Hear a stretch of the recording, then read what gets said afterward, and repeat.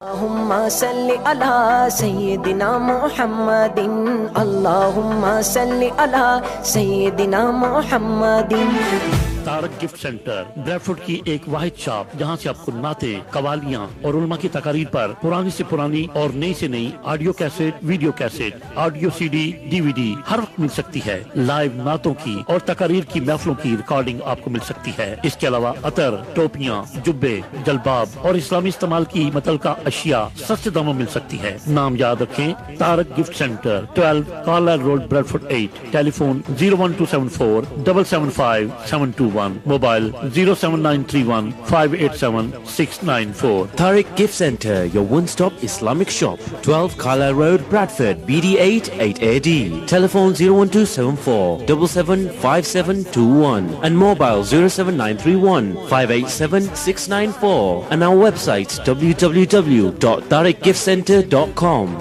ذات نو دو جگ کے دی تیری، دو جگ کے دی تیری زلفاں دے جالتا۔ اللہم صلی علی سیدنا محمد اللہم صلی علی سیدنا محمد۔ صدیق اکبر، خزان حضور خواجہ خواجگان، دربار علیہ شاہد شریف، حضرت صاحبزادہ والا شان، اللہ ہو اللہ ہو اللہ ہو اللہ ہو اللہ ہو اللہ ہو اللہ ہو اللہ ہو اللہ ہو اللہ ہو اللہ ہو اللہ ہو اللہ ہو اللہ ہو اللہ ہو اللہ ہو۔ حضرت قبلہ شاہ صاحب چلا جائے گا۔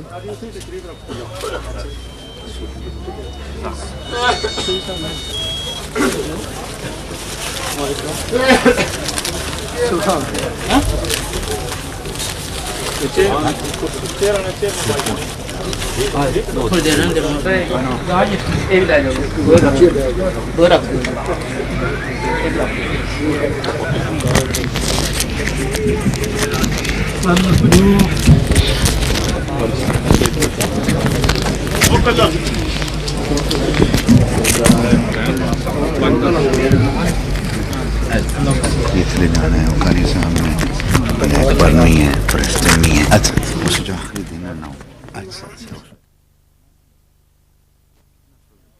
جولائی 3 جی شکیق ہے، چلے جانا میری شاہ صاحب دا بیان جڑا ایمان فرماؤ بیان سنو تو تمام دو جے کھڑے ہیں کیا تشریف لے آو۔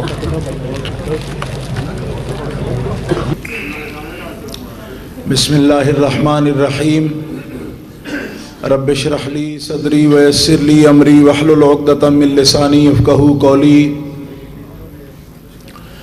الحمد للہ الذی لا مانع لحکمہ ولا ناقض لقضائہ، والصلاة والسلام علی سید انبیائہ وسند اولیائہ وأحبابه المعارضين لأعدائه، أما بعد فأعوذ بالله من الشيطان الرجيم، بسم الله الرحمن الرحيم۔ إن الله اصطفى آدم ونوحا وآل إبراهيم وآل عمران على العالمين، صدق الله العظيم۔ ان اللہ وملائکتہ یصلون علی النبی یا ایہا الذین آمنوا صلوا علیہ وسلموا تسلیما۔ الصلاة والسلام علیک یا رسول اللہ وعلی آلک واصحابک یا حبیب اللہ۔ الصلاة والسلام علیک یا رحمۃ للعالمین وعلی آلک واصحابک یا خاتم النبیین۔ آپ کی یاد میں آپ کے فرزند گرامی والا مرتبت، بالا منزلت، پیر طریقت، جانشین خواجہ خواجگاں حضرت قبلہ صاحبزادہ محمد ریاض اسلم صاحب نقشبندی مجددی اسلمی دامت برکاتہم القدسیہ کی صدارت میں حضور خواجہ خواجگاں رحمت اللہ تعالی علیہ کے منظور نظر مرید اور خلیفہ حضرت پیر طریقت قبلہ صوفی ارشد محمود صاحب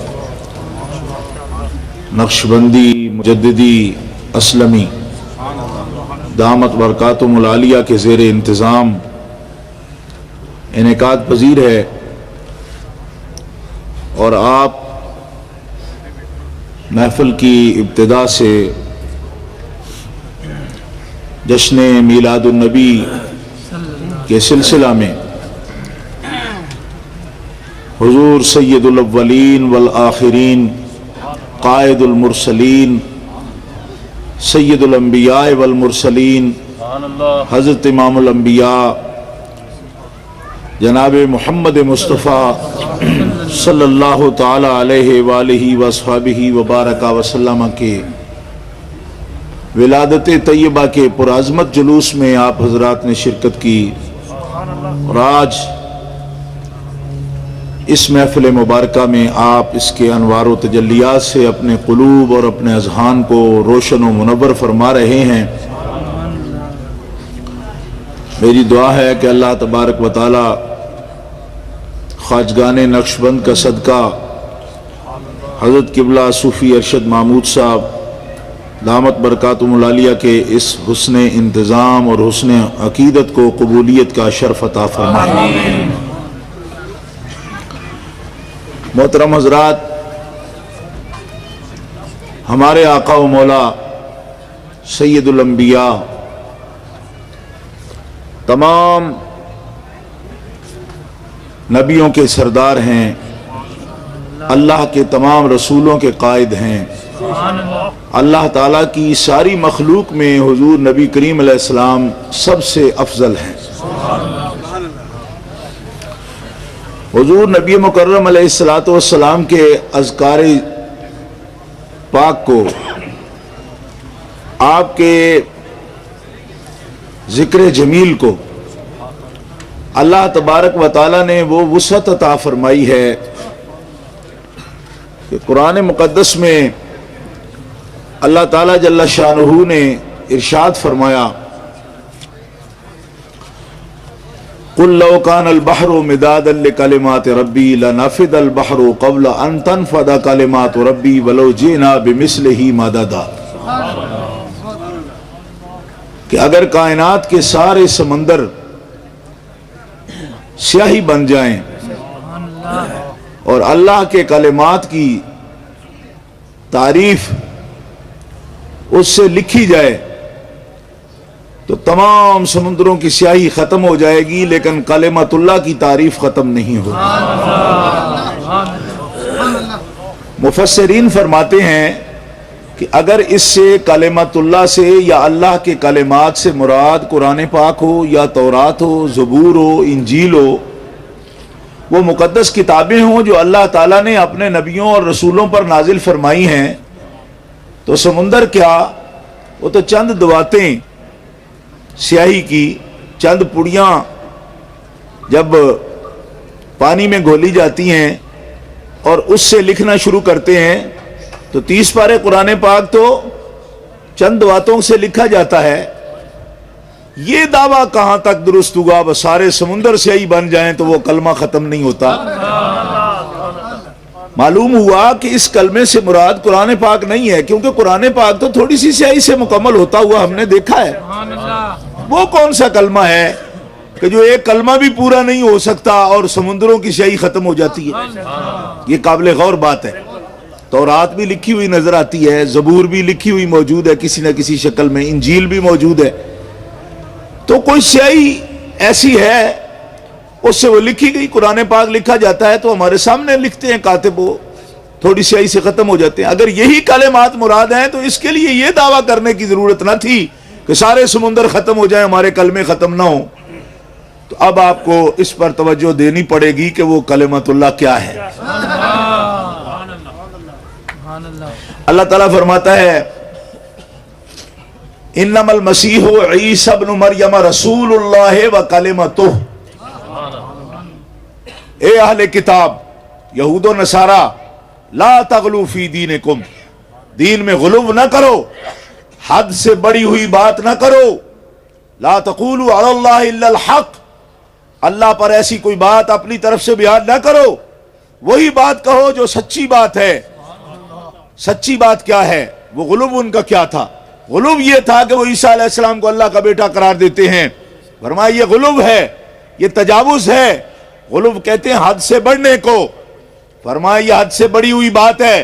मसीह इब्ने मरियम अल्लाह का बेटा नहीं, वो इब्ने मरियम है, वो हमारी बंदी मरियम का बेटा है। हाँ, अल्लाह का रसूल है और जमीन पर खुदा का कलिमा है। मालूम हुआ कि कलमा किसी कलाम को नहीं कहते।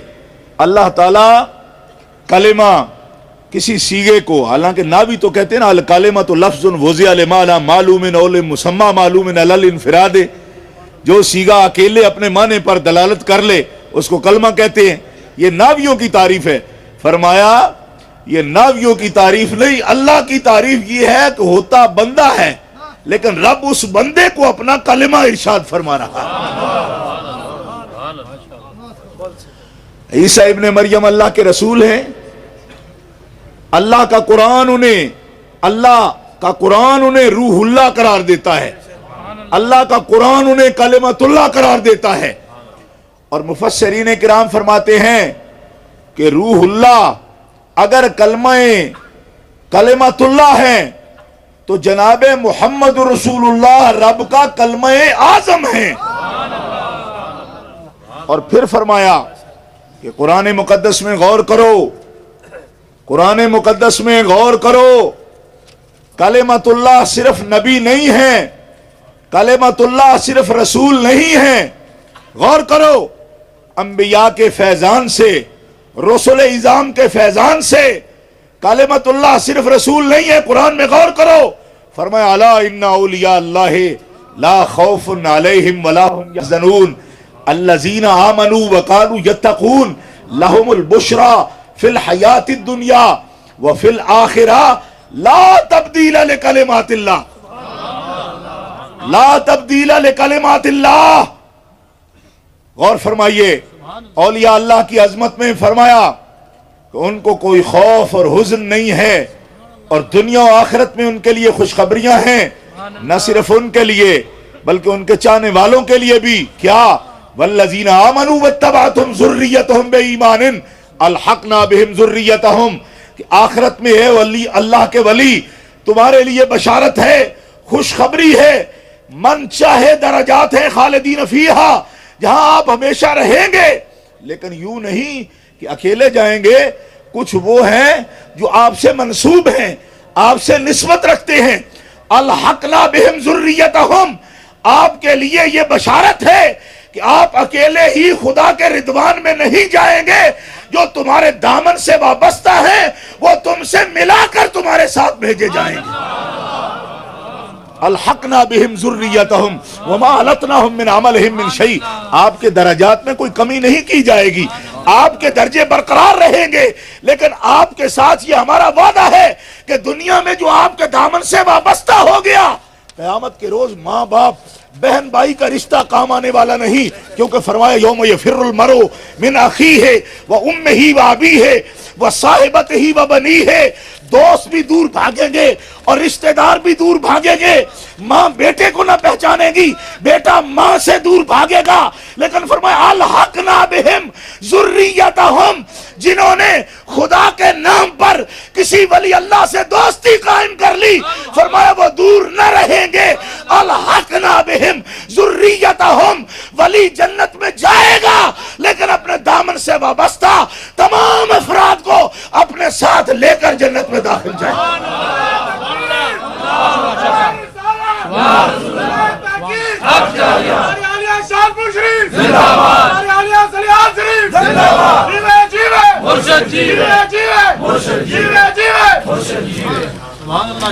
गिरामी कदर हजरात, ये कुरान पाक का मसला है। लोग आज हमसे पूछते हैं, हमें किसी से झगड़ना नहीं, لیکن لوگ کہتے ہیں اس نسبت کا فائدہ کیا ہے؟ کیا فائدہ ہے؟ میں نے کہا قرآن اٹھا کے دیکھو، الحقنا بہم ذریتہم، فرمایا اے ولی تمہارا درجہ تقسیم نہیں ہوگا، لیکن تمہاری وجاہت یہ ہے کہ جب تو دنیا میں اکیلے رہنا پسند نہ کرتا تھا، اپنے دین کے دوستوں کو اور روحانی نسبتوں کو جمع رکھتا تھا، آج تجھے اکیلے یہاں دیکھ کر مالک بھی خوش نہیں ہے، وہ یہی چاہتا ہے کہ جو محفل تو نے دنیا میں سجائی وہ میری جنت میں بھی سجا دے۔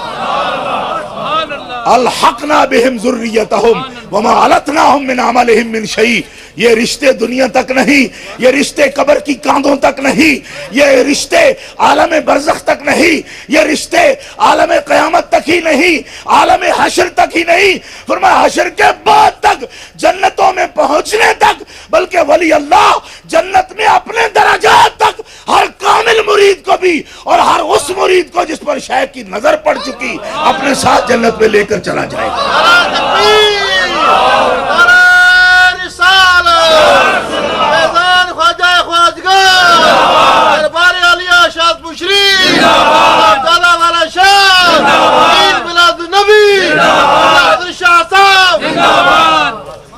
گرامی قدر حضرات، لا تبدیل لکلمات اللہ، یہ فیصلے ہیں، اللہ کے کلمات بدلتے نہیں، ولی اپنے مرید کو بھولتا نہیں۔ ہم نے فیصلہ دے دیا وہ پہچانیں گا، ہزاروں کے مجمع میں، کروڑوں کے مجمع میں، حشر میں تو مجمع ہوں گے عرب عرب کے، فرمایا کروڑوں کے مجمع میں بھی جس کے شیخ رحمت کی نظر سے دنیا میں دیکھ چکا، کروڑوں کے مجمع میں بھی اپنے مرید کو پہچانے گا اور جنت میں داخل کرے گا۔ اللہ فرماتا ہے یہ ہمارا اصول ہے اور ہماری عادت ہے کہ ہم اپنی عادتیں بدلتے نہیں۔ لا تبدیل لکلمات اللہ، اور سنت اللہ التی قد خلت من قبل ولن تجد لسنت اللہ تبدیلا، اللہ کے فیصلے اپنے دوستوں کے بارے میں ہو چکے، میں تو دشمنوں کے بارے میں بھی فیصلے نہیں بدلتا، دوستوں کے بارے میں کیسے بدل جاؤں گا؟ جو فیصلے میں کر چکا وہ فیصلے نافذ ہوں گے۔ اور یہ سنگتیں الاخلاء یومئذ بعضهم لبعض عدو، بہت سی دوستیاں قیامت کو دشمنیوں میں بدل جائیں گی، اس نے یا اللہ یہ کیا، یہ مجھے غلط راستے پر لایا۔ آج لوگ کہتے ہیں کیا ضرورت تھی، کیا ضرورت تھی؟ نبی کریم علیہ السلام نے فرمایا ضرورت یہ ہے کہ الناس علی دین خلیلہم، بندے کا دین وہی ہوتا ہے جس قسم کا اس کا دوست ہوتا ہے۔ الناس علی دین خلیلہم فَلْيَنْظُرْ أَحَدُكُمْ مَنْ يُخَالِلُ، او کما قال، نبی علیہ السلام نے فرمایا تم میں سے ہر ایک کو دیکھنا چاہیے کہ اس نے کس قسم کا دوست بنایا، کیا کسی غافل کو دوست بنا لیا؟ فرمایا میرے پیارے تو میرا حبیب ہے، لیکن سن لے، لا تطع من اغفلنا قلبہ عن ذکرنا، اس کے پاس کبھی نہ بیٹھنا جو میری یاد تیرے دل سے بھلا دے۔ نتیجہ ظاہر ہے، کس کے پاس بیٹھنا؟ اس کے پاس بیٹھنا جس کے پاس بیٹھے وہ آپ بھی ذکر کرے اور تجھے بھی ذکر کرائے۔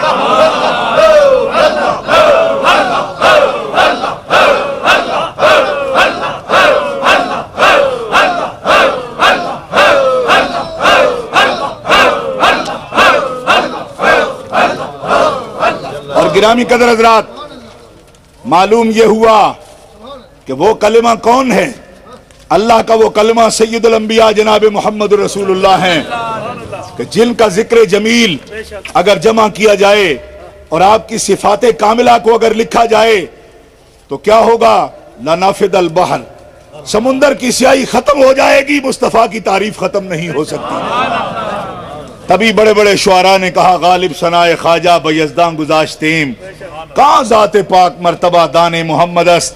غالب جیسے شاعر نے کہا غالب محبوب مجازی کی تعریف کرنا تیرے بس کی بات ہے، تو بڑا شاعر ہے کہ تجھ سے بڑا مضمون کوئی باندھ نہیں سکتا، لیکن مصطفیٰ کی تعریف کا حق ادا کرنا یہ تیرے بس کی بات نہیں ہے۔ کیوں کہ تو اس کا مادح نہیں، اس کی مدح کرنے والا تو خود خدا ہے، تو جس کی مدح خدا کرتا ہو مخلوق اس کی تعریف کا حق کیسے ادا کر سکتی ہے؟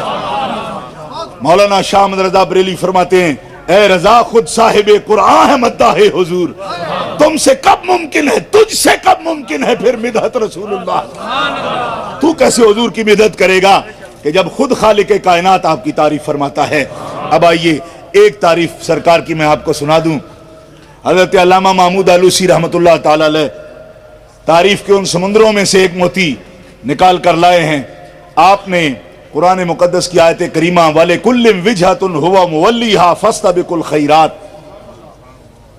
وَلِكُلٍّ وِجْهَةٌ، اللہ تعالیٰ نے ہر ایک مخلوق کے لیے قبلہ مقرر کیا ہے جس کی طرف اسے پھیرا ہے. اس آیت کریمہ کے تحت علامہ محمود آلوسی رحمۃ اللہ علیہ تفسیر روح المعانی دوسرے پارے میں، دوسرے پارے کا دوسرا ہی رکوع ہے یہ، علامہ فرماتے ہیں اللہ تعالیٰ جل شانہ نے مقربین ملائکہ کا قبلہ بیت المعمور کو مقرر فرمایا. اللہ تعالیٰ نے انبیاء سابقین بنی اسرائیل کا قبلہ بیت المقدس کو مقرر فرمایا. اللہ تبارک و تعالیٰ نے انبیاء سابقین کا قبلہ بیت المقدس کو مقرر فرمایا، اور اللہ تبارک و تعالیٰ جل شانہ نے امت محمدیہ کا قبلہ بیت اللہ شریف کو مقرر فرمایا. جناب محمد الرسول اللہ کے جسم کا قبلہ، یہ قابل توجہ لفظ ہیں آپ کے، نبی کریم علیہ السلام کے جسم اقدس کا قبلہ بیت اللہ شریف کو مقرر فرمایا. آپ کی روح مبارک کا قبلہ اپنی ذات کو مقرر فرمایا، اور فرمایا اے جبریل میں نے ساری مخلوق کے قبلے بتائے، اب تو یہ جانے گا کہ تیرے خالق کا قبلہ کون ہے. ساری مخلوق کے قبلے میں نے بتائے، اب تو یہ جانے گا کہ تیرے خالق کا قبلہ کون ہے. فرمایا خالق کا قبلہ جناب محمد رسول اللہ کی ذات ہے. پیار سے کہیے سبحان اللہ.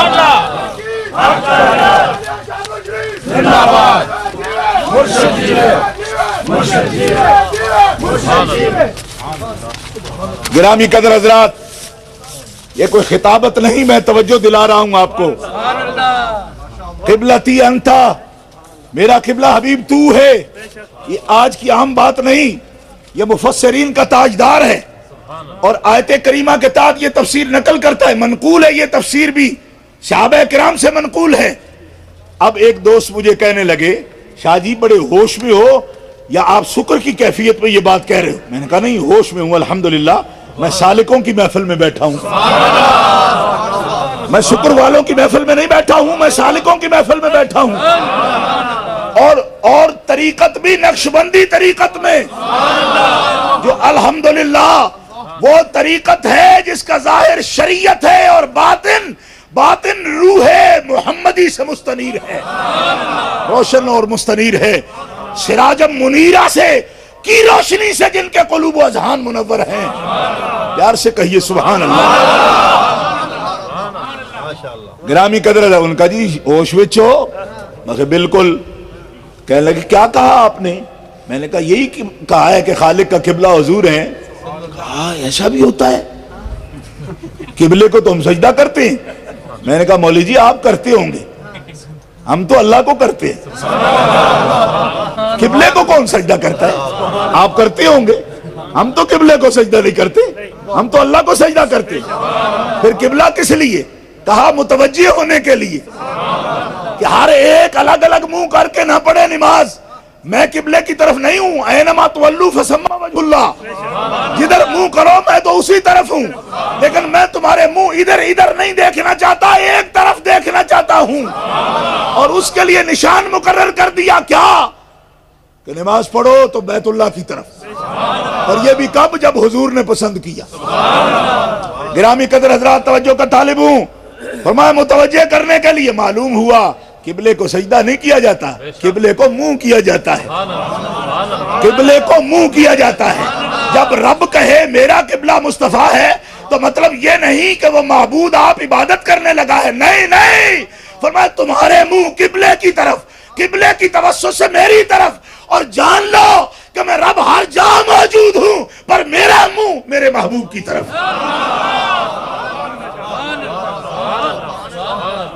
میرا قبلہ ہے، میں متوجہ ہوں. اور میں تم متوجہ ہوتے ہو قبلے کی طرف تو کیا کرتے ہو؟ کہا جی نماز پڑھتے سبحانک اللہم و بحمدک و تبارک اسمک و تعالی جدک ولا الہ غیرک. ہم تیری بڑائی بولتے ہیں. فرمایا جب میں اپنے محبوب کی طرف متوجہ ہوتا ہوں تو میں اس پر درود پڑھتا ہوں. پیار سے کہیے نا سبحان اللہ. یہ مقام بلند ہے, توجہ ہے اس مقام پر. صوفیاء کرام اس مقام پر توجہ ہے. گرامی قدر حضرات, خالق کا قبلہ محمد رسول اللہ کی ذات گرامی ہے. اور اب ہمارے پیر نے ایک بات کہی, حضرت مجدد پاک نے. حضرت مجدد الفسانی قیوم زمانی فرماتے ہیں, ارے تم خود یہ نہ چاہو کہ اس نظر سے دیکھو جس نظر سے ہم دیکھتے ہیں. حضرت مجدد فرماتے ہیں, ہم نے تو اللہ کو بھی مانا تو اس لیے مانا کہ وہ ہمارے محمد کا رب ہے. اور اسی مقام پر رک کر فرماتے ہیں, اگر تمہیں یہ معرفت نصیب نہیں ہے, اگر تمہیں یہ معرفت نصیب نہیں ہے کہ رب کو بھی چاہو محمد کے رب ہونے کی وجہ سے, تو اس طرح ہی محمد کو مانو کہ محمد وہ ہیں جنہیں تمہارا رب ہر وقت دیکھتا ہے. اور اس مقام پر ہماری علم معانی اور علم بیان کی ایک کتاب مختصر المعانی جو ہمارے درسیات میں پڑھائی جاتی ہے, اس کا ایک میں شعر آپ کے سامنے عرض کرنے کی جسارت کروں گا. وہ کیا ہے؟ فرمایا کوئی محبوب تھا, محبوب, اور اس محبوب کے پاس جانے کی محب کو اجازت نہیں تھی, اجازت نہیں تھی, وہ اس کے پاس نہیں جا سکتا. زیارت کے لیے جائے تو محبوبہ کے وہ رسا اسے مارتے ہیں, وہ جا نہیں سکتا. مارا, محب عاشق بھاگ گیا, اور ٹیلا, ریت کے ٹیلے کے اس پار بیٹھ کر وہ شعر بولتا ہے عربی میں. کہتا ہے, حمامت جرا حومت الجندہ لے اس جئی, اے ریت کے ٹیلے پر بیٹھے ہوئے کبوتر بول بول. تو کسی مخاطب نے کہا, اور بولے گا تو صحیح, تجھے کیا فائدہ, وہ تو ٹیلے کے اس طرف ہے, اور تو کہتا بول, بولے گا تو کیا فائدہ. فرمایا میرا حبیب فطرت کے بڑے قریب ذہن رکھتا ہے. میری محبوبہ جب یہ کبوتر بولے گا یقیناً اسے دیکھے گی, اور میرے دل کو تسلی ہوگی کہ چلو محبوب نہیں دیکھ سکتا, اسے دیکھوں جسے محبوب دیکھتا ہے. حضرت مجدد پاک فرماتے ہیں, تجھ سے تو وہ محبوب محب مجازی بڑھ گیا, کیا کہ تو اس کو کیوں نہیں دیکھتا جس کو تیرا خدا دیکھتا ہے. اسی لیے مولانا شاہ احمد رضا بریلوی فرماتے ہیں, بخدا خدا کا یہی ہے در, نہیں اور کوئی مفر مقر جو وہاں سے ہو, یہی آ کے ہو جو یہاں نہیں تو وہاں نہیں. گرامی قدر حضرات, ایک مدح ہے ہمارے آقا و مولا امام الانبیاء جناب محمد رسول اللہ کی, آپ کے مقام اور مرتبہ کی طرف کیا کیا اشارات ہیں. لیکن موضوع کو آگے چلاتے ہوئے میں یہ بات عرض کرتا ہوں کہ پوری کائنات میں فقط ایک ذات ایسی ہے کہ صرف ان کا دیدار کرنا, گرامی قدر حضرات, صرف ان کو دیکھنا. کہہ دیجئے سبحان اللہ.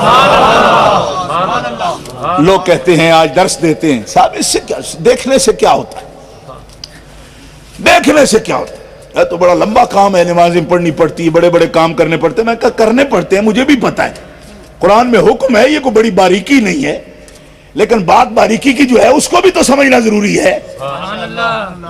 نبی کریم علیہ السلام نے فرمایا, لا تمس النار مسلما رآنی اور من رآنی.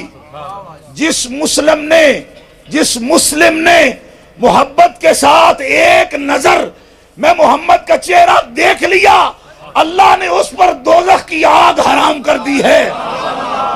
اور سنو سنیو, اور مرانی, جس نے میرے دیکھنے والے کو دیکھ لیا, اللہ نے اس پر بھی دوزخ کی آگ حرام کر دی. ابھی تک نہ نماز کی بات ہے, نہ روزے کی بات ہے, نہ حج کی بات ہے, نہ زکوٰۃ کی بات ہے, نہ صدقات کی بات ہے, صرف مسلمن رآنی, حالت اسلام میں کلمہ پڑھ کے صرف مجھے دیکھ لے. حضور فرما رہے ہیں, پیار سے بولیے سبحان اللہ. کہتے ہیں جی کیا قیمت ہے, میں نے کہا اس چہرے کو دیکھنے کی کا یہ شرف ہے, اور یہ شرف لازم نہیں ہے, متعدی ہے. کیا کہ انہوں نے دیکھا تو جنتی ہو گئے؟ فرمایا نا, جنہوں نے ان کو دیکھا, جنہوں نے رسول اللہ کو دیکھا وہ بھی جنتی, اور جنہوں نے رسول اللہ کو دیکھنے والوں کو دیکھا وہ بھی. یہ شجرے کیوں پڑے جاتے ہیں جی؟ یہ ایک زنجیر ہے, جو ہر ایک بعد والی کڑی پہلے سے ملی ہوئی ہے. فرمایا یہ شجرہ ہے، یہ بتا رہا ہے کہ جو ان کی اتباع کامل میں رہے گا اس مرشد معظم کو دیکھنا اسی طرح ہے جس طرح رسول اللہ کو دیکھنا. گرامی قدر حضرات، میں پوری ذمہ داری سے یہ بات عرض کر رہا ہوں. فرمایا وہ فیض رکتا نہیں، جس آنکھ نے ان کو دیکھا وہ بھی جنتی ہو گئی، اور جس آنکھ نے اس آنکھ کو دیکھا جس نے حبیب کو دیکھا وہ بھی جنتی ہو گئی. اور کتنی جنتی لا تمس النار، اسے جہنم کی آگ چھو بھی نہیں سکتی. حدیث پیار سے کہیے سبحان اللہ. جہنم کی آگ اسے چھو بھی نہیں سکتی، جہنم کی آگ اسے چھو بھی نہیں سکتی جس نے ایک نظر جناب محمد رسول اللہ کو دیکھا ہے. پیار سے کہہ دیجئے سبحان اللہ. وہ جنتی ہے، وہ جنتی ہے. توجہ ہے جی، وہ جنتی ہے جس نے ایک نظر رسول اللہ کو دیکھا ہے، وہ جنتی ہے. اور جس نے رسول اللہ صلی اللہ علیہ وسلم کے اعلان نبوت سے لے کر قبر انور میں جلوہ فرمانے تک جو نظر ان کے چہرے پہ نہ پڑے اس نظر کو حرام سمجھا ہے. توجہ نہیں آپ کی. ارے حضور فرماتے جس نے ایک نظر مجھے دیکھا ہے وہ جنتی ہے، اور جس نے 23 سال دور نبوت کے جو نظر چہرہ انور پہ نہ پڑے اس نظر کو جائز نہیں سمجھا ہے. اور پوچھا تیرے نزدیک سب سے مقدس عبادت کیا ہے؟ تو صدیق بولے کملی والے چہرہ آپ کا ہو، نظر صدیق اکبر کی ہو.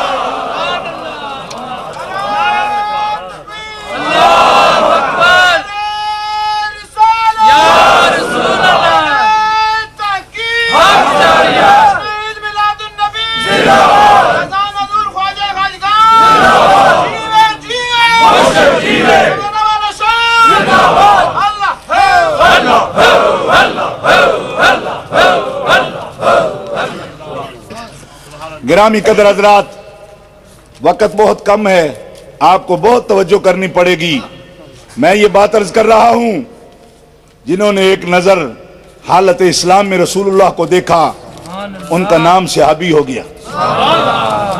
من لقی النبی مؤمنا بہ ومات علی الاسلام فہو صحابی. محدثین نے یہ تشریح کی ہے صحابی کی، حالت ظاہری میں جس کی رسول اللہ سے ملاقات ہوئی ہو. مرہ جس نے دیکھا ہو آپ کو، کل مومن رأى رسول اللہ فہو صحابی. یہ ہے علامہ امام قسطلانی نے جو تعریف لکھی ہے. تو جس طرح رسول اللہ صلی اللہ تعالی علیہ وسلم کے مراتب بیان کرتے ہوئے لوگ اس بات کو سب مانتے ہیں، اس کو مانیں گے، وہ لوگ بھی مانیں گے ٹھیک ہے جو نبی کریم علیہ السلام کو دیکھے وہ جنتی ہے، اس کو وہ مانتے ہیں. اتفاق ہے کہ مانتے ہیں؟ جی اتفاق ہے، اس بات کو وہ مانتے ہیں. جی میں نے کہا اچھا جو رسول اللہ کو دیکھے وہ تو جنتی ہے. رسول اللہ بڑی شان والے ہیں، ہم تو سنی ہیں، لیکن بہرحال رسول اللہ اللہ کے بندے ہیں. میں تمہیں رک کر یہ بات پوچھنا آپ کو بتانا چاہتا ہوں اور ان سے پوچھنا چاہتا ہوں کیا کہ جو مولانا جو رسول اللہ کو دیکھے وہ تو جنتی ہے، اور جو جاگتے ہوئے سر کی آنکھوں سے اللہ کو دیکھے وہ کیا ہے؟ کہا جی وہ تو پہلے ہی رسول ہے، جنتی تو وہ پہلے ہی ہے. میں نے کہا جنتی پہلے ہی ہے، پر اس دیکھنے کی بھی کوئی قیمت تو بتاؤ نا. جو ان کو دیکھے وہ جنتی، اور بلکہ اتنا بڑا جنتی کہ جو اسے دیکھے وہ بھی جنتی. لیکن یہ تو رسول اللہ کی زیارت کی قیمت ہوئی، یعنی اس کی جزا ہوئی. تو جس نے اپنے سر کی آنکھوں سے اللہ کو دیکھا ہے اس کا کیا مقام ہے؟ اس کا کیا؟ حضرت محی الدین ابن عربی فرماتے ہیں کہ جس نے رسول اللہ کو دیکھا وہ خود جنتی اور اسے دیکھنے والا جنتی، اور جس نے سر کی آنکھوں سے دیکھا رب نے اسے اپنی تمام مقام رضوان کا مالک بنا دیا ہے، یعنی جنتوں کا اسے مالک بنا دیا ہے. گرامی قدر حضرات، اب آئیے اس طرف کہ رسول اعظام کے مراتب میں فرق ہے. رسول اعظام کے مراتب میں فرق ہے. اللہ تعالیٰ نے فرمایا تلک الرسل فضلنا بعضهم علی بعض منہم من کلم اللہ ورفع بعضهم درجات. یہ رسول اعظام ہیں. فضلنا بعضهم علی بعض، ہم نے بعض کو بعض پر درجے بڑھا دیے ہیں، فضیلت دے دی ہے. منہم من کلم اللہ، ان میں وہ بھی ہیں جنہوں نے اللہ سے، جن سے اللہ نے کلام کیا. جنہوں نے اللہ سے نہیں، کلم اللہ ہو، اللہ نے ان سے کلام کیا. اللہ نے ان سے کلام. ورفع بعضهم درجات، اور بعض کے درجے ان سے بھی بلند ہیں، یعنی کلام کرنے والوں سے بھی بعض کے درجے بلند ہیں. اچھا، تو اب میں توجہ کی درخواست کروں گا.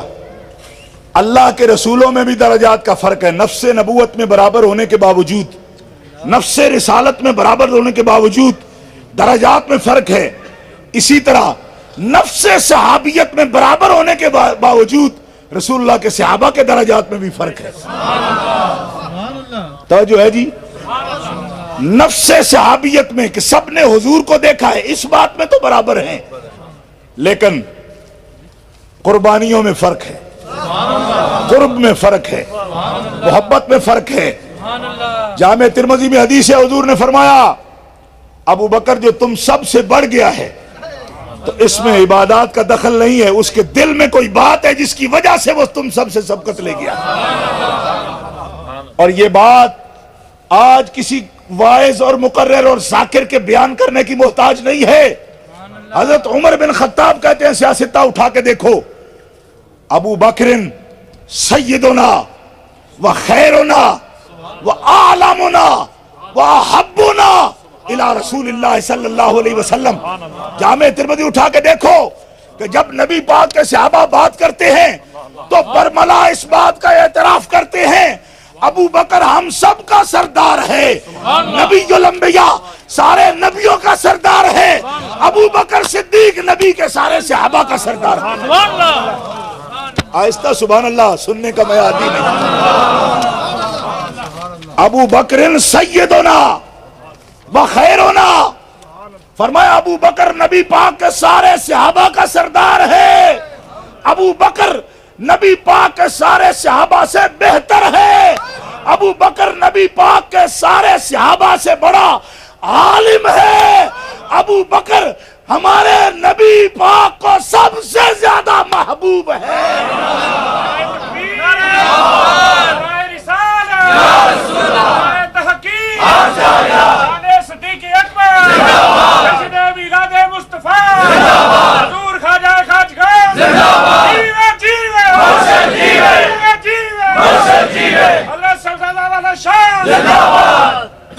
ابو بکر کیا ہیں، ان کی ادائیں کیا ہیں، آپ مجھ سے زیادہ جانتے ہیں. میں کوئی تکرار نہیں کرنا چاہتا، وقت کی کمی کے پیش نظر میں خاص بات عرض کرنا چاہتا ہوں.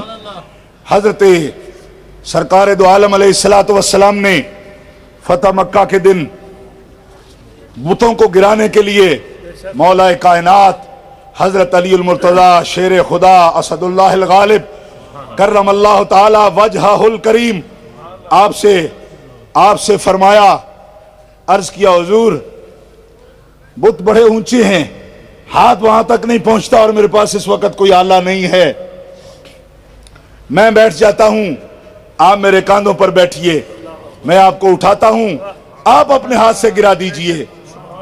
سنی مسلمانوں، میں یہ جو بات عرض کر رہا ہوں یہ دوسرے لوگ صحابہ کے منکرین کی کتابوں میں بھی حملہ حیدری اور مجالس المومنین میں موجود ہے. قاضی نور اللہ شوستری نے بھی اسے نقل کیا ہے. مجالس المومنین ان کی معتبر ترین کتاب ہے، 10ویں صدی ہجری کا ان کا بڑا مجتہد ہے جس نے نقل کیا کہ حضرت مولا علی نے کہا، عرض کیا یا رسول اللہ میں نیچے بیٹھتا ہوں، آپ میرے کاندھوں پر تشریف فرما ہو جائیں، اور میں جب آپ کو اٹھاتا ہوں آپ پھر کھڑے ہو کر یا بیٹھ کر ان کو گرا سکتے ہیں. حضور نبی کریم علیہ السلام نے جواباً جو جملہ کہا قابل توجہ ہے. مولا علی ہیں، ان کا منکر دشمن دین ہے، لیکن فضائل کا جو فرق ہے اس کو نام ماننا بھی اسلام سے دشمنی ہے. فرمایا علی تم مجھے نہیں اٹھا سکو گے، تم مجھے نہیں اٹھا سکو گے. حدیث صحیح ہے، علی تو نبوت کا بوجھ نہیں اٹھا سکتا، میں بیٹھتا ہوں تو میرے کاندھوں پر سوار ہو جاؤ۔ حضور نبی کریم علیہ السلام تشریف فرما ہوئے، حضرت علی المرتضیٰ آپ کے کاندھوں پر بیٹھے اور کھڑے ہو کر بتوں کو گرایا۔ مجالس المومنین میں قاضی نور اللہ شوستری نے اس مقام پر خود یہ کلمات لکھے ہیں، کہتا ہے میں متعجب ہوں کہ بت گرانے کے وقت حضور نے حضرت علی سے فرمایا کہ علی تو نبوت کا بوجھ نہیں اٹھا سکتا،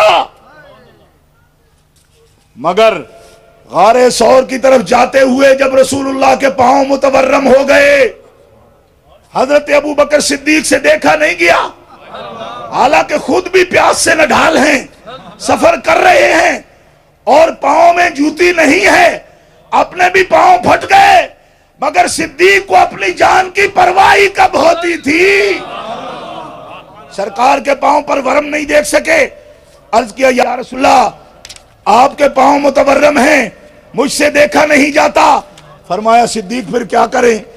عرض کیا حضور میں نیچے بیٹھتا ہوں، آپ میرے کاندھوں پر بیٹھ جائیے، میں آپ کو اٹھا کر آگے سفر میں لے چلتا ہوں۔ فرمایا یہاں سے چڑھائی ہوگی، ہم غار ثور کی طرف جائیں گے۔ عرض کیا حضور جہاں بھی جائیں گے ابو بکر صدیق کاندھوں پہ اٹھا کے جائے گا، ابو بکر آپ کو کاندھوں پہ اٹھا کے لے جائے گا۔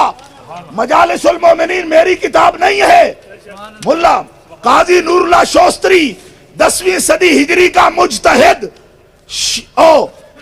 ایرانی عالم اپنی کتاب میں لکھتا ہے کہ میں تعجب کرتا ہوں، مولا علی کو کہا کہ تم نبوت کا بوجھ نہیں اٹھا سکتے، اور ابو بکر کے کاندھوں پر نہ صرف جلوہ فرما ہوئے بلکہ ابو بکر نے اپنے کاندھوں پہ بٹھا کر رسول اللہ کو 2.5 میل پہاڑی چڑھ کر غار ثور تک پہنچا دیا۔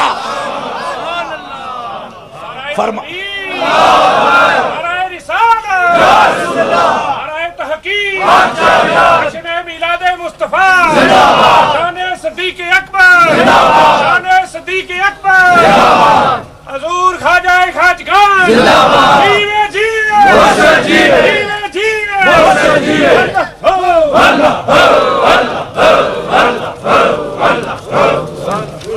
گرامی قدر حضرات، بات فضیلت وہ ہوتی ہے جس کو دشمن بھی تسلیم کرے۔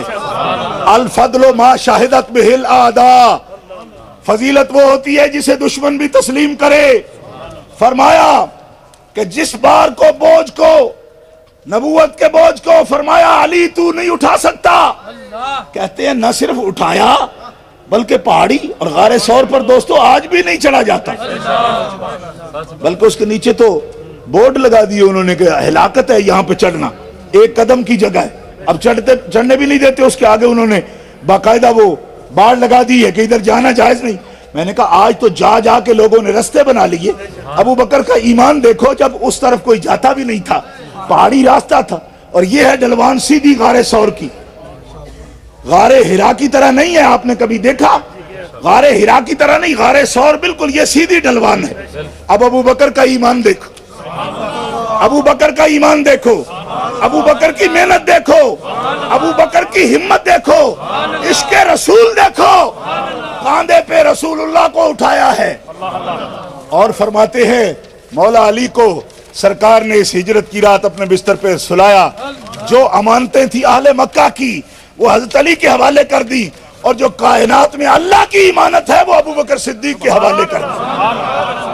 حضرت ابو بکر صدیق نے اسے کس طرح سنبھالا، اللہ کی امانت کو کیسے سنبھالا، آپ جانتے ہیں۔ 2.5 میل کا فاصلہ سرکار کو کاندھوں پہ اٹھا کر غار ثور تک پہنچایا۔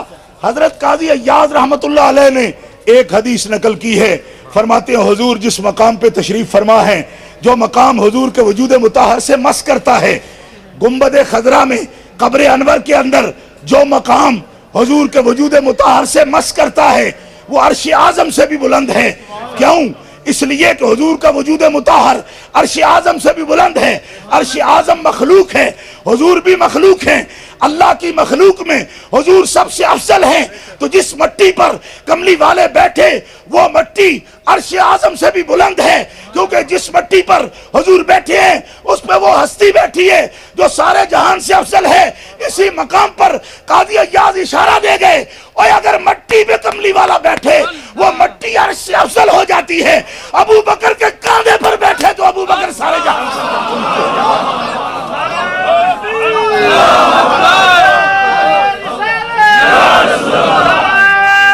جشن عید میلاد النبی، شان صدیق اکبر، صاحبزادہ والا شان۔ گرامی قدر حضرات، توجہ کا طالب ہوں۔ نبی کریم علیہ السلام نے فرمایا تیرے دل میں جو بات ہے اس کی وجہ سے تیرا مقام سب سے زیادہ ہے۔ پیار سے بولیے سبحان اللہ۔ اور دل کی بات کو، یہ تو شریعت والوں کی بات کر رہا، طریقت والوں نے کہا ابو بکر صدیق اہل طریقت کے بھی بادشاہ ہیں۔ اور کس طرح حضرت شیخ شبلی سے کسی نے پوچھا کہ مال کی دولت کی زکوٰۃ کیا ہے؟ آپ نے فرمایا 100 میں سے 2.5 روپے نقد میں۔ اس نے کہا یہی نصاب ہے؟ فرمایا یہ شریعت کا نصاب ہے، 40واں حصہ۔ اور ایک اہل طریقت کا نصاب ہے، کہا وہ بھی بتائیے۔ فرمایا ذرا مشکل ہے، تم اہل طریقت میں لگتے نہیں مجھے۔ جی عرض کیا حضور بن جاؤں گا، بتا تو دیجئے ہے کیا؟ فرمایا اہل طریقت کا نصاب یہ ہے کہ سب کچھ اپنے آقا کو پیش کر دینا، اور اگر وہ قبول کر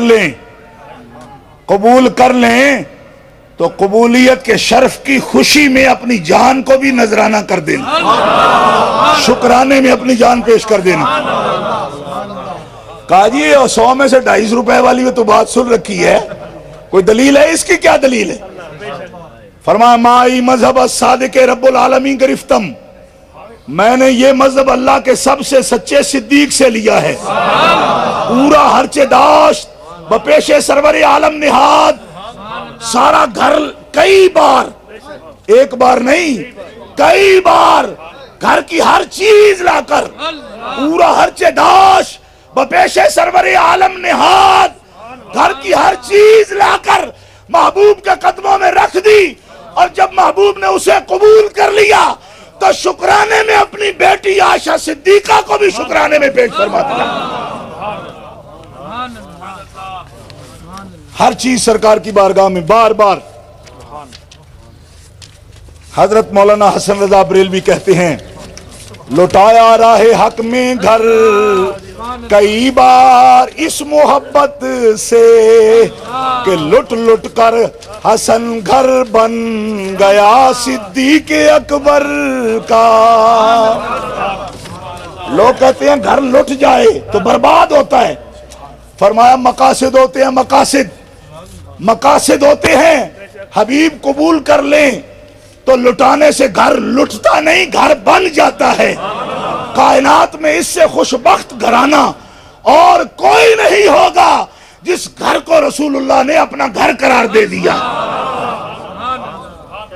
فرمایا میں نے مذہب اللہ کے سب سے سچے صدیق سے لیا ہے۔ معلوم ہوا اہل سلوک کے بادشاہ ہے ابو بکر صدیق، کہیے نا سبحان اللہ۔ اہل طریقت کے بادشاہ ہے ابو بکر صدیق۔ حضرت مولا علی فرماتے ہیں لوگ کہتے ہیں کہ علی سب سے بہادر ہے، دلیر ہے، شجاع ہے۔ فرمایا میں نہیں کہتا کہ میں سب سے شجاع ہوں، میں کہتا ہوں ہم میں سب سے دلیر ابو بکر صدیق ہے۔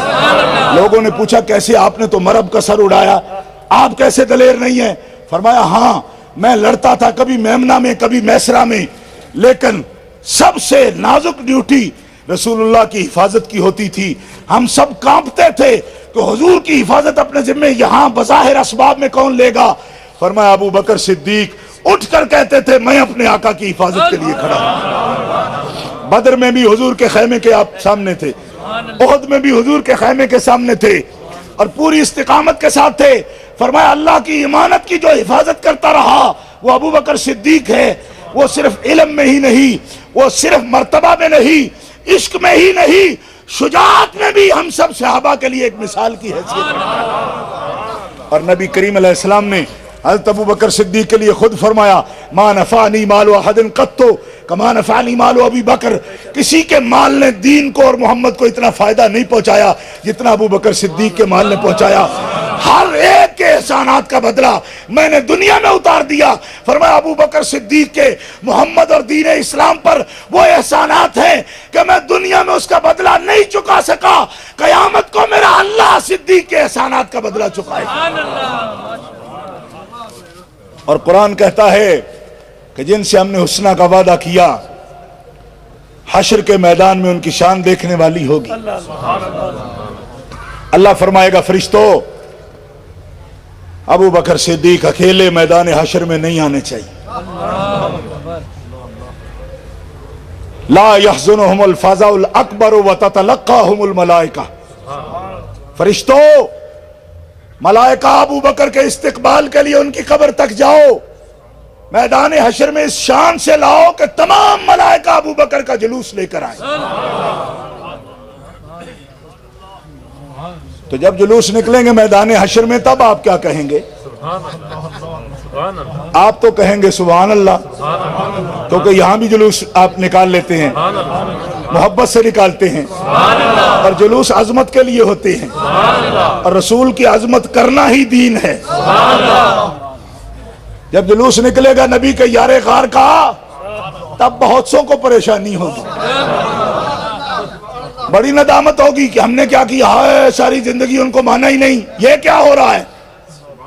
فرمایا یہ بدلہ ہے اس دن کا، ہاذا، سنو قرآن، ہاذا یومکم الذی کنتم توعدون، ابو بکر یہ میرا وعدہ ہے، تمہارے ساتھ میرا وعدہ تھا، ہجرت کی رات تم نے میرے حبیب کو اکیلے نہیں جانے دیا، میرا حبیب اکیلے جا رہا تھا، گھر سے نکلا، اسے رفیق کی ضرورت پڑی تو وہ تیرے دروازے پہ آیا، کہو نا سبحان اللہ۔ ساری کائنات کو جس کے دروازے پہ آنے کا حکم ہے آج وہ ابو بکر صدیق کے دروازے پہ آ رہا ہے، اور ابو بکر بھی کیسی محبت والے ہیں، فرمایا مجھے کئی دن سے انتظار ہے صرف چہرہ دیکھ کر، لگتا ہے جانا پڑے گا، ابھی دروازہ کھٹکھٹایا نہیں کہ دروازہ کھول کے سامنے حاضر ہو گیا، یا رسول اللہ میں تیار ہوں۔ فرمایا تجھے کیسے پتا چلا؟ یا رسول اللہ میں آپ کے مزاج سے سمجھتا ہوں، آپ سفر پر جانے والے ہیں، مزاج شناس رسول ہے، ابو بکر صدیق حضور کی اداؤں سے پہچان جاتے ہیں، اتنی قرابت ہے۔ فرمایا آج پریشانی ہے تمہارے لیے، کیا؟ یہ ابو بکر صدیق، یہ ہے ابو بکر صدیق، جبریل امین نعرے لگا رہے ہیں، کہیے نا سبحان اللہ۔ آج کے جلوسوں پر اعتراض، لوگ کہتے ہیں خواجہ ارشد محمود صاحب جلوس کیوں نکالتے ہیں؟ میں نے کہا صاحب صحیح مسلم شریف پڑھی ہے، رسول اللہ کا استقبالی جلوس تو مدینہ منورہ میں نکلا ہے، آپ کو دورہ پڑا ہوا ہے اور اپنی بیماری کا علاج کرائیں، آپ شریعت کے اجارہ دار نہیں ہیں، آپ شریعت کے ٹھیکے دار نہیں ہیں، محبوبوں کی تعظیم کرنا یہ تو عین اسلام ہے۔ اس نے آپ کو بتایا، ارے بنی اسرائیل کے ولیوں اور نبیوں کے پرانے کپڑے جس صندوق میں تھے، جب بنی اسرائیل کو طالوت کی حکمرانی میں وہ صندوق لوٹایا تو رب نے کیا فرمایا؟ تحملہ الملائکہ، یہ جلوس ایسے نہیں جائے گا، ملائکہ کے جلوس کی صورت میں جائے گا۔ ارے نبی ولی تو جو کپڑے اتار دیں رب ان کے اعزاز میں جلوس نکلواتا ہے، پرانے کپڑے اتاریں رب ان کے اعزاز میں جلوس نکلواتا ہے۔ محمد کریم مدینہ منورہ تشریف لائیں، آل مدینہ ان کے لیے جلوس کا اہتمام کرتے ہیں، ابو بکر صدیق میدان حشر میں اٹھے رب ان کے اعزاز میں جلوس کا اہتمام کرتا ہے۔ اور یہ اپنی اپنی قسمت ہے، تم کبھی گاندھی کے لیے جلوس نکالو، کبھی اندرا گاندھی کے لیے نکالو، اس میں تمہیں کوئی اعتراض نظر نہیں آتا، اور جو اللہ کے حبیبوں کے لیے نکالیں تم کہتے جی ثبوت کیا ہے؟ میں نے کہا دوسرے پارے میں آیت پڑھو نا، تحملہ الملائکہ ان فی ذلک لآیۃ لکم ان کنتم مؤمنین، ان یاتیکم التابوت فیہ سکینۃ من ربکم وبقیۃ مما ترک آل موسیٰ وآل ہارون تحملہ الملائکہ۔ جلوس کے اہتمام ہوتے ہیں، فرمایا آج ابو بکر صدیق کے لیے ملائکہ کا جلوس ہوگا، خود حضرت ابو بکر صدیق سوچتے ہیں یا اللہ میرا یہ اعزاز، فرمایا تم سے وعدہ تھا ان تنصر اللہ ینصرکم، تم اللہ کی مدد کرو گے، اس کے رسول کی مدد کرو گے، اللہ تمہاری مدد کرے گا۔ تم نے میرے حبیب کو اکیلے نہیں جانے دیا، اس کے بدلے میں آج تجھے میدان حشر میں ہم اکیلا نہیں آنے دیں گے۔ جو تم سے ہو سکتا تھا تم نے کیا۔ مال و دولت لے کر ابو بکر صدیق گئے، اور لطف کی بات ہے میں نے پڑھا سیرت میں کہ آپ ایک گھڑے کے اندر روڑے وغیرہ پتھر ڈال رہے ہیں، ایک جگہ پہ رکھ دیا۔ حضرت اسماء کہتی ہیں یہ کس لیے؟ فرمایا پیسے میں نے لے لیے، شاید نبی کریم علیہ السلام کے ساتھ جاتے ہوئے ضرورت پڑے۔ اگر ابا پوچھے کہ مال و دولت چھوڑ گیا، فرمایا یہ اس برتن کو ہلا دینا تاکہ یہ چھوٹے پتھر دے کر وہ سمجھے کہ اس میں اشرفیاں موجود ہیں۔ حضرت اسماء کی آنکھوں میں آنسو آ گئے، فرمایا اپنے ابے کے لیے آپ اس قسم کے جذبات رکھتے ہو، مال و دولت حضور پر قربان کریں گے؟ فرمایا دین نام ہی اسی کا ہے، نہ میں بیٹے کی پرواہ کرتا ہوں، نہ میں باپ کی پرواہ کرتا ہوں، نہ اپنی جان کی پرواہ کرتا ہوں۔ یہ رفاقت اور یہ اعزاز رب نے مجھے بخشا ہے کہ دیکھ آج پورے مدینے میں غلام موجود ہیں، لیکن کملی والے کو رفیق سفر کے لیے ابو بکر کا انتخاب مقصود۔ تبھی فرمایا انت صاحبی فی الغار و صاحبی علی الحوض، صدیق آج تو غار میں میرا ساتھی ہے، محمد کا وعدہ ہے کل جنت میں جانے سے پہلے حوض کوثر پر بھی تو میرا صاحب ہوگا۔ اسی لیے مزار میں بھی ان کو ساتھی بنایا، غار میں بھی وہ ساتھی ہیں، اور اللہ نے قرآن میں فرمایا ثانی اثنین اذ ہما فی الغار اذ یقول لصاحبہ لا تحزن ان اللہ معنا۔ غار کے اندر کون؟ دو میں سے دوسرا، حضور کے ساتھ دوسرا۔ قرآن کس کو کہہ رہا ہے؟ بولو بھائی پیار سے بولو، کون ہے؟ ابو بکر صدیق۔ تو جسے قرآن حضور کے بعد قرآن بھی جسے دوسرا کہے جی، اس کا نمبر آپ چھین رہے ہیں۔ وہ دوسرا نہیں، میں نے کہا وہ دوسرا نہیں تو آپ دوسرے ہیں، پھر کیا مطلب؟ وہ دوسرا نہیں حضور کے بعد تو پھر آپ دوسرے ہیں دین کے علاوہ۔ آپ کا اس دین سے تعلق نہیں، کیوں کہ ہمیں ابو بکر صدیق کی سند کسی آدمی سے نہیں لینی، کسی عراقی، شامی یا ایرانی سے نہیں لینی۔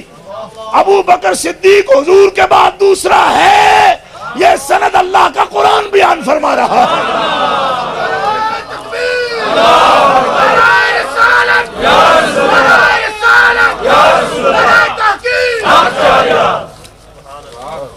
اور سنو سنیوں، پورے قرآن میں، اللہ کے پورے قرآن میں ابو بکر کی صحابیت کے علاوہ کسی شخص کی صحابیت کا اس طرح بیان نہیں ہوا۔ فرمایا اذ یقول لصاحبہ، جب غار میں رسول کے صحابی نے کہا، کہیے نا سبحان اللہ، نام لے کر ایک متعین کر کے جناب ابو بکر صدیق کو حضور کا صحابی کہا گیا، اور تمام تفاسیر عربی کی اٹھا کر دیکھ لیے۔ فرمایا من انکر صحبت ابی بکر یکفر لانکار النص القرآنی حیث قال اللہ تعالی اذ یقول لصاحبہ لا تحزن ان اللہ معنا۔ فرمایا جس بدبخت نے ابو بکر کی صحابیت کا انکار کیا وہ دائرہ اسلام سے خارج ہو گیا۔ کیوں کہ ابو بکر کو رب کے قرآن نے نبی کا صاحب قرار دیا۔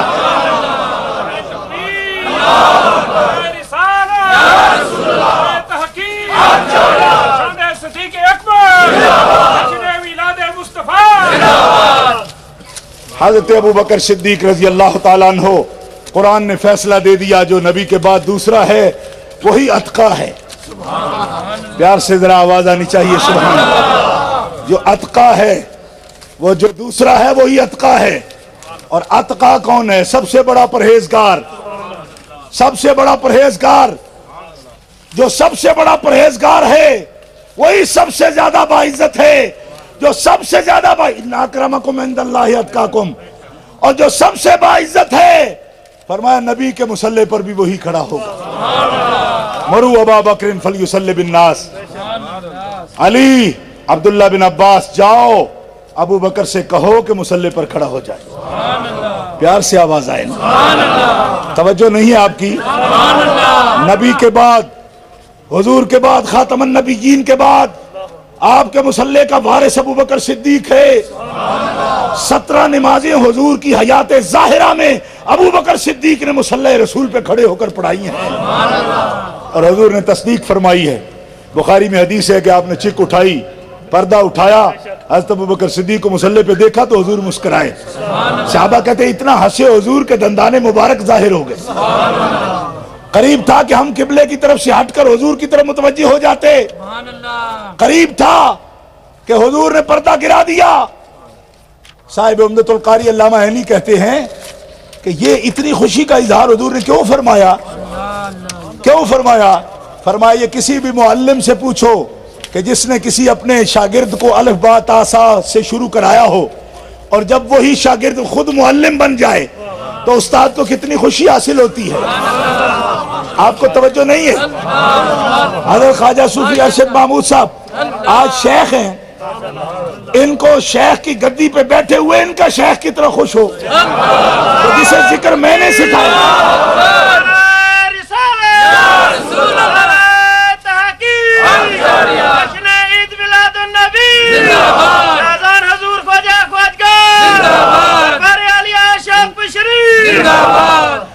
حضرت ابو بکر صدیق کو اپنے مصلی امامت میں کھڑا دیکھ کر رسول اللہ تبسم کیوں فرماتے ہیں کہ یا اللہ میری محنت ٹھکانے لگ گئی۔ کسی نبی کے امتیوں میں ایسا نہیں ہوا جو اس کی زندگی میں نبوت کی جگہ پر اس کا وارث بننے کا حق ادا کرے اور نمونہ دکھا دے۔ میں یا اللہ یہ محمد کی قسمت بنائی تو نے، مجھے مرتبہ عطا فرمایا کہ میری امت آج اس قابل ہو گئی کہ میں نے جسے سکھایا ہے وہ میرے مصلی پہ کھڑا ہونے کے قابل ہو گیا۔ حضور نے خوشی کا اظہار فرمایا۔ اور گرامی قدر حضرات، حضور کے بعد متصل دوسرا قرآن نے فیصلہ دے دیا ابو بکر صدیق۔ ابو بکر صحابہ کا سردار ہے، حضور سے متصل ہے، اور سلاسل سارے سلاسل عظیم ہیں، مگر جو سلسلہ سیدنا ابو بکر صدیق سے ملتا ہے وہ حضور سے متصل ہے۔ پیار سے آواز آئے سبحان اللہ۔ اور اس سلسلہ کا نام ہے نقشبندی سلسلہ، اور نقشبندی سلسلے کا تاجدار حضرت خواجہ بہاؤالدین نقشبند بخارا رحمت اللہ علیہ کیا فرماتے ہیں؟ فرمایا رحمت حق بر بہاؤالدین حرام باد اگر انتہائے با یزید ابتدائے او نباشد۔ فرمایا اللہ کی رحمتیں بہاؤالدین نقشبند پر حرام ہوں کہ رب نے بایزید بستانی کو جو انتہا عطا فرمائی، بہاؤالدین نقشبندی کو پہلی منزل پر وہی مقام عطا فرمایا۔ اور فرمایا مدینہ میں، مدینہ طیبہ میں، بطحا میں جو سکہ ڈھلا جناب محمد رسول اللہ نے ڈھالا، فرمایا انہی کے فضل و کرم سے ہم نے بخارا میں نقشبند کی بھٹی میں وہی سکہ ڈھالا۔ کیا کہ اسی نسبت نبویہ کوئی خیرات کو ہم نے تقسیم کیا، جس خیرات کو حضور نے خود تقسیم فرمایا، ابو بکر صدیق نے تقسیم کیا، اسی خیرات کو خواجگان نقشبند نے قیامت تک تقسیم کرنے کا اللہ سے اذن حاصل کر لیا۔ گرامی قدر حضرات، خواجگان نقشبند کا فیضان حضرت ابو بکر صدیق سے متصل نسبت کی وجہ سے سریع الفیض ہے۔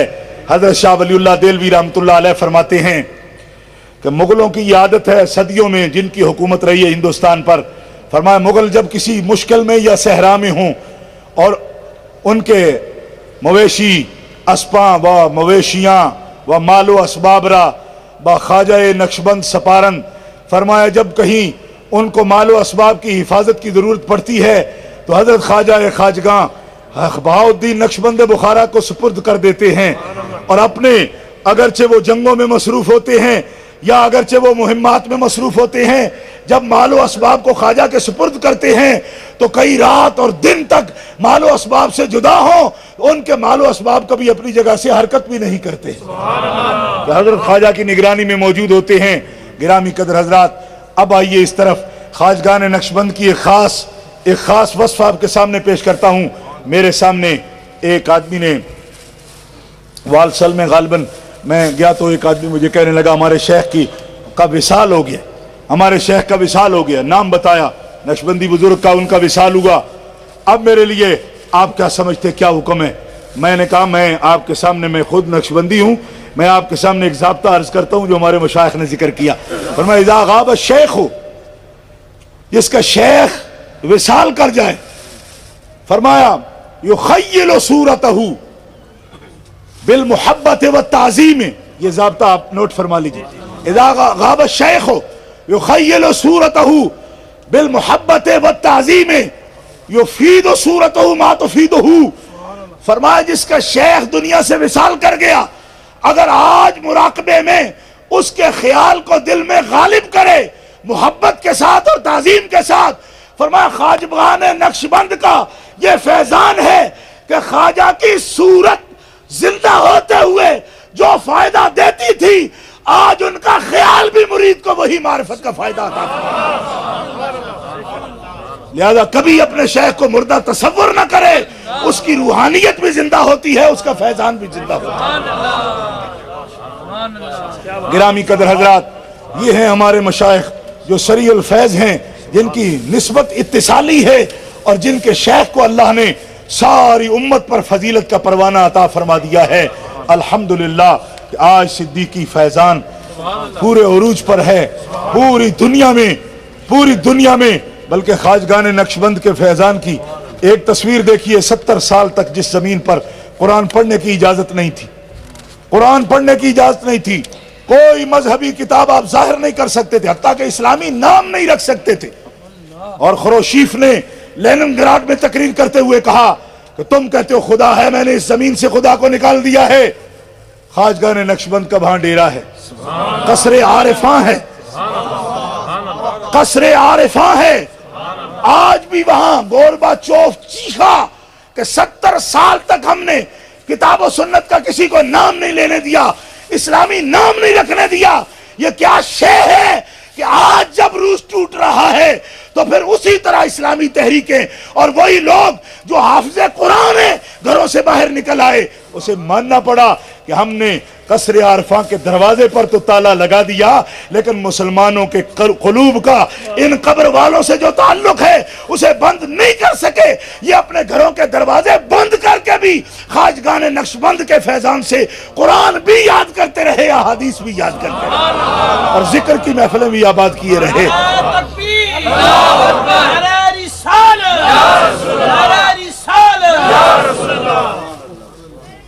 گرامی قدر حضرات, آج بھی ان کا فیضان صدیقی کا ٹھاٹھے مارتا ہوا سمندر ہے, اور خواجگان نقشبند کا فیضان زندہ ہے, ان کی روحانیت زندہ ہے. میرا پیغام یہی ہے اہل اسلام کے نام کہ جو وابستہ ہیں ان دروازوں سے, خواجگان نقشبند کے دروازوں سے وابستہ ہیں, ان کو فیضان صدیقی کی لہریں آج بھی پہنچیں گی, اور جو وابستہ نہیں ہیں ان کے دامن کرم سے وابستہ ہو جائیں تو یہ وہ سونے کی زنجیر ہے. ہمارے محدثین کہتے ہیں سلسلۃ الذہب, جس میں کوئی شک نہ ہو یہ شجرہ تو سونے کی زنجیر ہے. خواجگان نقشبند کا شجرہ خالص سونے کی زنجیر ہے, جس میں میل نہیں ہے, اللہ کے فضل و کرم سے نسبت کاملہ موجود ہے. جس نے آج اپنے شیخ کے ہاتھ میں ہاتھ دیا وہ دربار صدیقی تک پہنچا, اور جو ابو بکر صدیق کے دروازے پہ آئے وہ در رسول پہ جاتا ہے, اور در رسول پہ جو پہنچا وہ اللہ تعالیٰ جل شانہ کی معرفت کا حق ادا کر سکتا ہے. اللہ تبارک و تعالیٰ ہمیں فیضان سے ہمارے قلوب کو منور فرمائے, اور خواجگان کی نسبت سے ہمیں اللہ تعالیٰ سرفراز فرمائے. وآخر دعوانا الحمدللہ رب العالمین.